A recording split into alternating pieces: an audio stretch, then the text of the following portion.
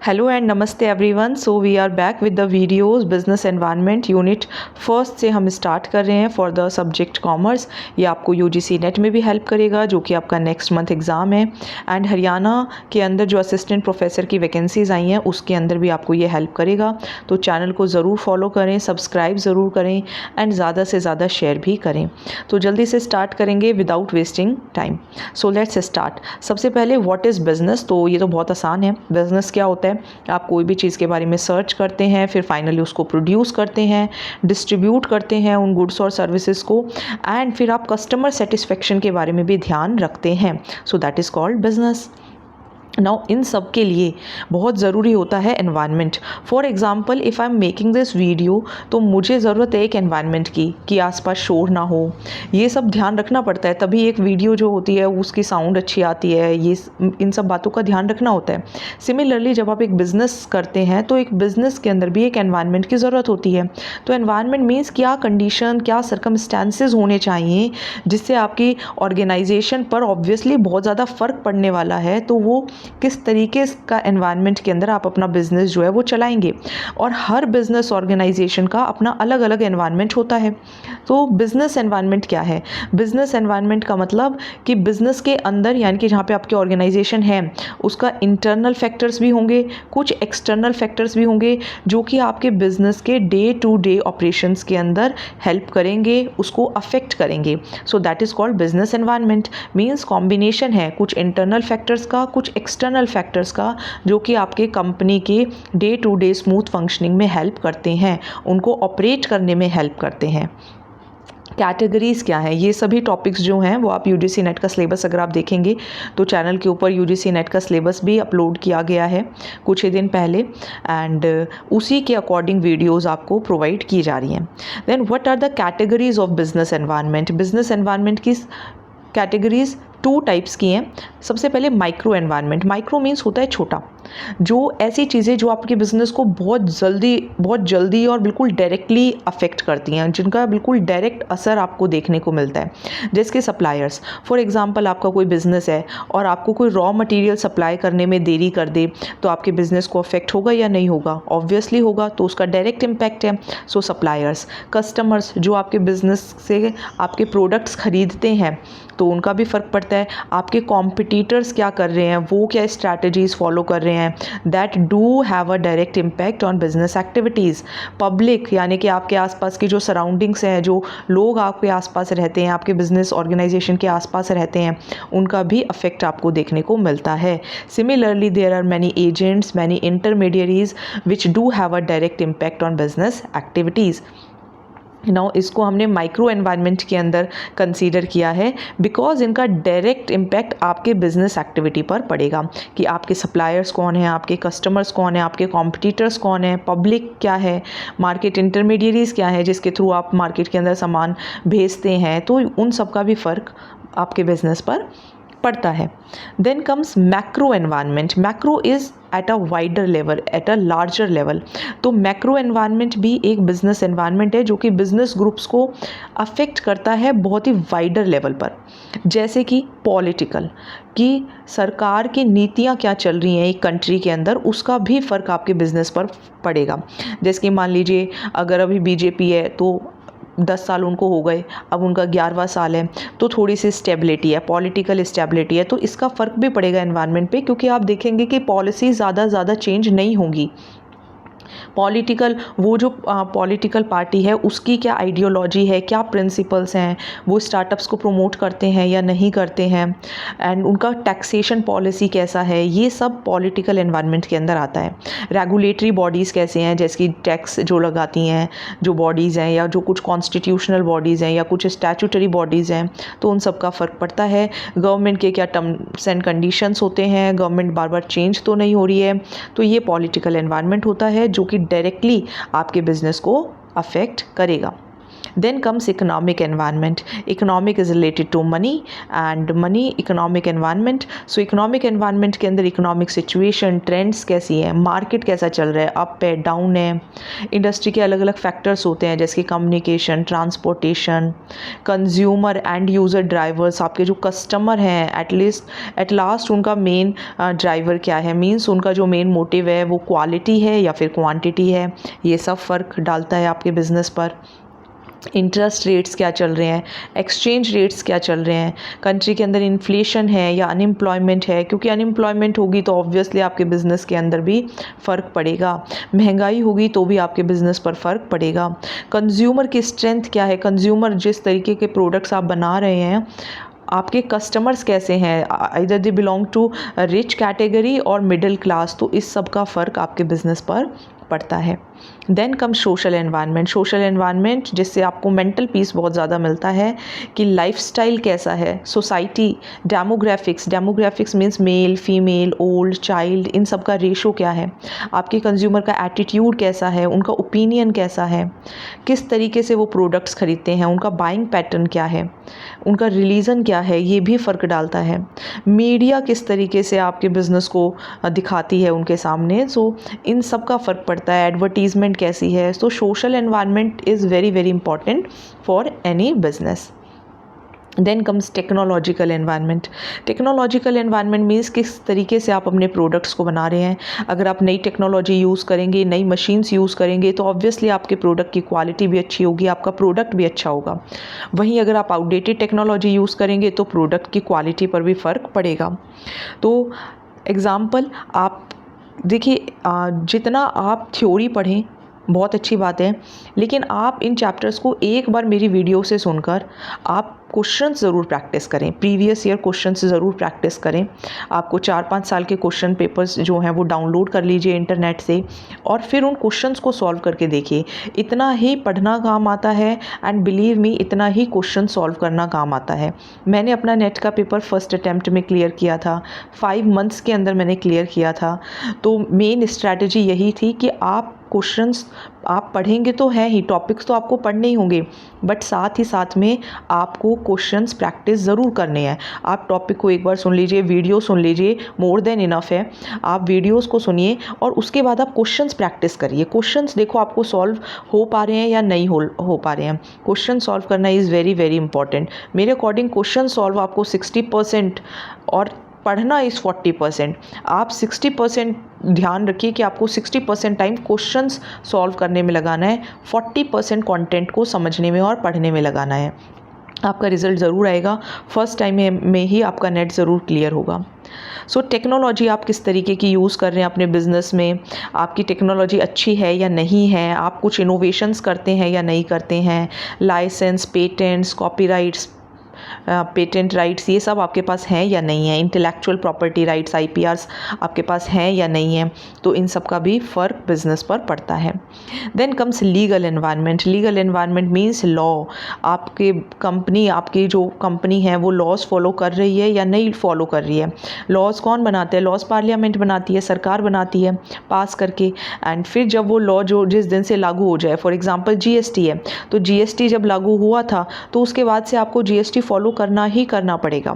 Similarly business laws होते हैं, corporate laws होते हैं, एम्प्लॉयमेंट लॉज होते हैं कि आपकी कंपनी के अंदर जो लोग काम कर रहे हैं उनके लिए भी कुछ लेबर लॉज होते हैं, कंपटीशन एक्ट है, हेल्थ एंड सेफ्टी लॉज होते हैं, वर्कमैन कॉम्पनसेशन भी आपको पे करना पड़ता है, इंटरनेशनल ट्रीटीज़ भी होती हैं. So you have to follow these.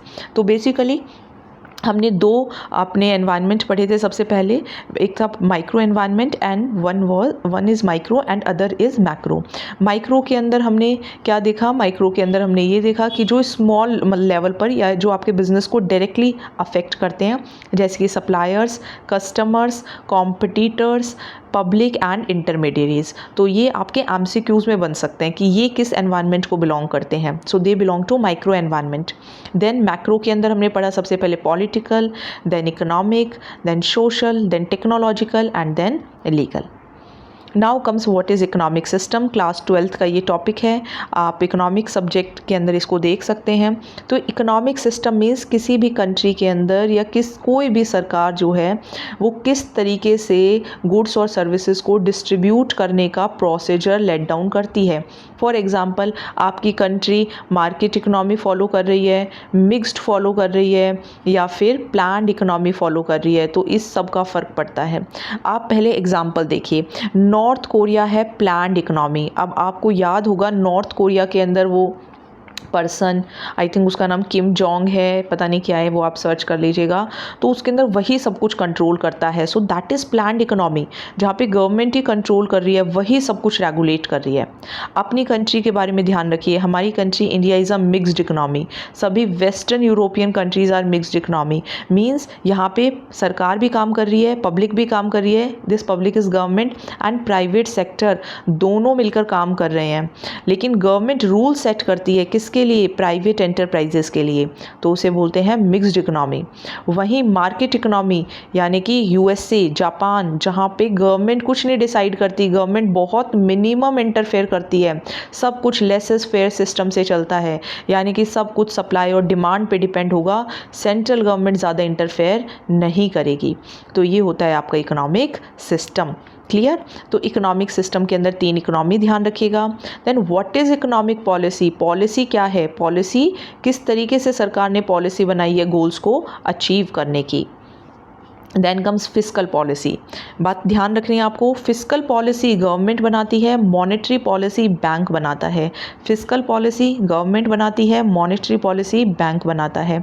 तो फिस्कल पॉलिसी गवर्नमेंट किस चीज़ से रिलेटेड बनाएगी, टैक्स से रिलेटेड, अपने खर्चों से रिलेटेड, अपने रेवेन्यू से रिलेटेड। तो जब भी गवर्नमेंट डिसाइड करती है कि उसे कोई गुड्स सर्विसेज खरीदना है या कुछ बनाना है, या किस तरीके से आप टैक्स की पेमेंट करेंगे, किस तरीके से आप गुड्स को डिस्ट्रीब्यूट करेंगे, इन सब को बोलते हैं फिस्कल पॉलिसी। जिसकी सरकार ने टैक्स लगाया, जीएसटी लगाया, ठीक है, जीएसटी लगाया, तो GST is a fiscal policy. ये बजट जो बनाती है सरकार कि किस तरीके से टैक्स आएंगे, किस तरीके से टैक्स खर्च किए जाएंगे, all is related to fiscal policy. Now अगर फिस्कल पॉलिसी के बारे में आता है तो उसके 2 टाइप्स आपको ज़रूर ध्यान रखने हैं, expansionary and contractionary. Expansionary means कि आपको सरकार ज़्यादा खर्च करते हुए दिखाई देगी, सरकार ज़्यादा पैसे खर्च कर रही है, टैक्स कम कर दिया गया है, यानी कि कंट्री को, इकोनॉमी को बूस्ट देने की कोशिश कर रही है। वहीं मतलब रिसेशन है, जैसे आप देखो कि कोविड के टाइम पे रिसेशन आ गया था, मंदी आ गई थी, तो उस टाइम पे सरकार को ज़्यादा से ज़्यादा खर्च जितना करेगी उतना ही ज़्यादा आपको इकोनॉमी बढ़ती हुई नज़र आएगी। वहीं कॉन्ट्रैक्शनरी मीन्स इन्फ्लेशन बहुत ज़्यादा हो गया है, महंगाई बहुत ज़्यादा हो गई है, तो सरकार अपना हाथ पीछे खींच लेती है और लोगों को पैसे खर्च करने देती है, तो उससे इकोनॉमिक ग्रोथ क्या हो जाती है, स्लो डाउन हो जाती है। So these are the 2 types of fiscal policy. अब एम क्या है, देखिए गवर्नमेंट का एम यही रहता है जो कि आपने बेसिक चीज़ें आपको ध्यान रखनी है कि गरीबी दूर हो जाए, बेरोज़गारी दूर हो जाए, कंट्री के अंदर ग्रोथ बढ़े, ठीक है, तो एम्प्लॉयमेंट आए, प्राइस स्टेबल रहें, ज़्यादा महंगाई ना हो, इकोनॉमिक ग्रोथ बढ़े, रिसोर्सेज का अच्छे से यूज़ हो, इनकम और वेल्थ का अच्छे से डिस्ट्रीब्यूशन हो, रिच और पुअर के बीच में गैप ना बढ़े, स्टेबिलिटी सिर्फ शॉर्ट टर्म में ना रहे, लॉन्ग टर्म के लिए रहे, कंट्री के अंदर इन्वेस्टमेंट हो, कैपिटल फॉर्मेशन हो। So this is related to fiscal policy. Then comes monetary policy. Monetary policy मैंने अभी आपको बताया, फिस्कल पॉलिसी सरकार की, मॉनेटरी पॉलिसी बैंक की। तो जो पॉलिसी बैंक बनाता है, अपने इंडिया का central bank, reserve bank of India, that is monetary policy, कि कंट्री में क्या मनी सप्लाई रहेगी, क्या इंटरेस्ट रेट रहेगा। अब अगेन इसके टूल्स 12th क्लास के सिलेबस में भी आपने पढ़े होंगे कि मेन टूल्स क्या है मॉनेटरी पॉलिसी के। सबसे पहले cash reserve ratio. Cash reserve ratio means कि सभी बैंक को अपना कुछ जो पैसा होता है वो सेंट्रल बैंक के पास रखना पड़ता है, आरबीआई के पास रखना होता है कैश फॉर्म में। जिस रेशो में रखना होता है उसे कहते हैं हम कैपिटल रिजर्व रेशो या फिर कैश रिजर्व रेशो। अगर आरबीआई इस रेशो को बढ़ा देती है, वो बोलती है कि अब आपको 4% नहीं रखना कैश, 6% रखना है, इसका मतलब मार्केट के अंदर अब आप कैश कम दे पाएंगे तो मार्केट के अंदर मनी सप्लाई रिड्यूस हो जाएगी। ठीक है।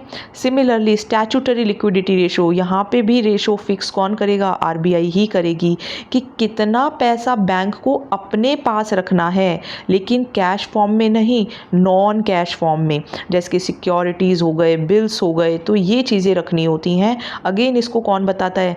आरबीआई बताता है। अगेन अगर ये बढ़ जाएगा 4% से मान लीजिए 6% हो गया, इसका मतलब जो हमारे कमर्शियल बैंक्स हैं अब उनको ज़्यादा पैसा अपने पास रखना पड़ रहा है नॉन कैश फॉर्म के अंदर, तो वो कम पैसा लैंड कर पाएंगे और मार्केट के अंदर मनी सप्लाई कम हो जाएगी, इन्फ्लेशन की सिचुएशन सुधर जाएगी। बैंक रेट और repo rate, bank rate long term के लिए होता है, रेपो रेट शॉर्ट टर्म के लिए होता है। जिस रेट पर आरबीआई कमर्शियल बैंक्स को लोन देता है उस रेट को बोलते हैं बैंक रेट।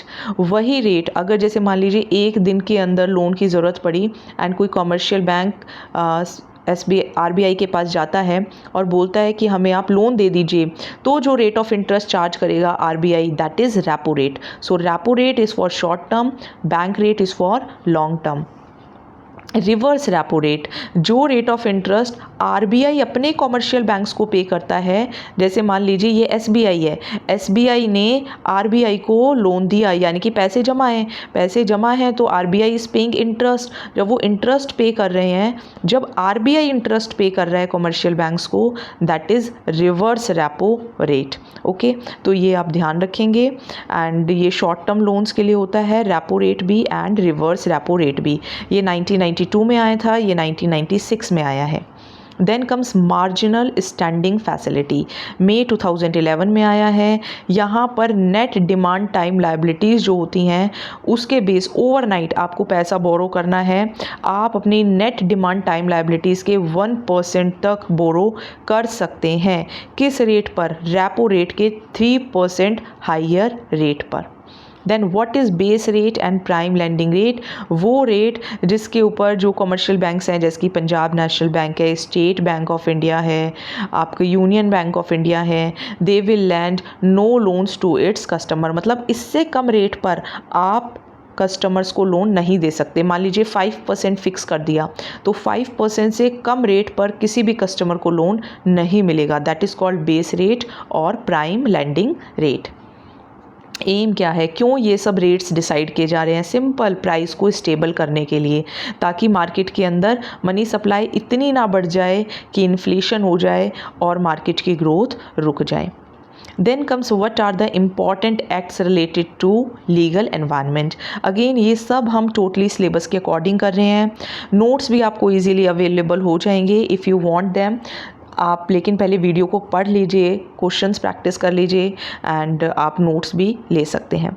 सो लीगल एनवायरनमेंट क्या है? लीगल एनवायरनमेंट के अंदर सरकार लॉज, रूल्स, रेगुलेशंस डिसाइड करती है एंड हर बिजनेस को वो फॉलो करने पड़ते हैं। ये कुछ लीगल एनवायरनमेंट के लॉज हैं, जैसे कि foreign exchange management act 1999, companies act 2013, environment protection act 1986, competition act 2002, consumer protection act 1986, सब सिलेबस में लिखा हुआ है। कंज्यूमर प्रोटेक्शन एक्ट, अगेन ये भी आपने पढ़ा हुआ होगा, पार्लियामेंट का एक एक्ट है, कंज्यूमर्स के हित में है। 1986 में लाया गया था कि हमें कस्टमर्स के साथ एक्सप्लॉयटेशन ना हो, चीटिंग ना हो, प्रोड्यूसर्स उन्हें ठगे नहीं, इसलिए ये एक्ट लाया गया था। 1986 में इंट्रोड्यूस किया, इफ़ेक्ट में 1987 में आया। उस टाइम पे जम्मू और कश्मीर में इसको लागू नहीं किया गया था। देन दोबारा से इसको अमेंड किया गया, कब? 1993 में एंड 2002 में। मेन एम यही है, कंज्यूमर्स को प्रोटेक्ट करना है, उनके साथ कोई भी अनफेयर एक्टिविटी ना हो, अगर हो गई है तो उन्हें कॉम्पनसेट किया जाए, अगर कोई प्रॉब्लम आ रही है तो काउंसिल्स हों, कंज्यूमर फोरम्स हों, ताकि वो वहाँ जाके अपने झगड़े को डिस्पोज कर सकें। कंज्यूमर्स को एजुकेट करना है या एडुकेट करना है कि उनको उनकी राइट्स के बारे में पता हो। देन ये लिमिट्स आप ध्यान रखेंगे, बहुत आसान लिमिट्स हैं। डिस्ट्रिक्ट की 20 लाख, स्टेट की 20 लाख टू 1 करोड़, नेशनल की 1 करोड़। अगर इसके अंदर कोई चेंज होंगे then I will update it and मैं आपको नेक्स्ट वीडियो के अंदर ये बता भी दूंगी। कंज्यूमर प्रोटेक्शन एक्ट के मेन पॉइंट्स क्या हैं? अगर मान लीजिए आप national to state to the district. If someone wants to move from national to state to district, it can move within 30 days. I think ये from district to state to national लिखा जाना चाहिए, ठीक है, तो आप वही ध्यान रखें। अमेंड हुआ है ये 2002 में एंड फिर 2003 में इसको इम्प्लीमेंट किया गया। बैंकिंग से रिलेटेड, इंश्योरेंस से रिलेटेड, ट्रांसपोर्ट से रिलेटेड, प्रोसेसिंग, फिजिशियन, सब इसके अंदर आते हैं। राइट्स कंज्यूमर्स के इसके अंदर हैं, right to safety, right to be informed, right to choose, right to be heard, right to redressal, right to consumer education. Okay, so इस वीडियो के अंदर इतना ही है। इसी के आगे मैं इसके आगे नोट्स इसी के अंदर हम फिक्स कर देंगे। आपको नोट्स चाहिए, आप कमेंट सेक्शन के अंदर लिखेंगे, हम आपको लिंक प्रोवाइड करेंगे, from there you can get them. And similarly आप इन नोट्स को या आप खाली इन वीडियोस को देखिए, एक दो बार सुनिए, क्वेश्चंस जितने आप प्रैक्टिस कर सकें आप प्रैक्टिस करिए। मैं इसकी वीडियोस ज़्यादा से ज़्यादा 3 और बनाऊंगी, बिजनेस एनवायरनमेंट आपका कंप्लीट हो जाएगा। कोशिश मेरी पूरी है कि आपके सितंबर के एग्ज़ाम तक आपको हेल्प हो एंड HPSC के एग्ज़ाम के अंदर भी आपको हेल्प हो। Okay, so all the best and don't forget to like, share and subscribe. So thank you so much.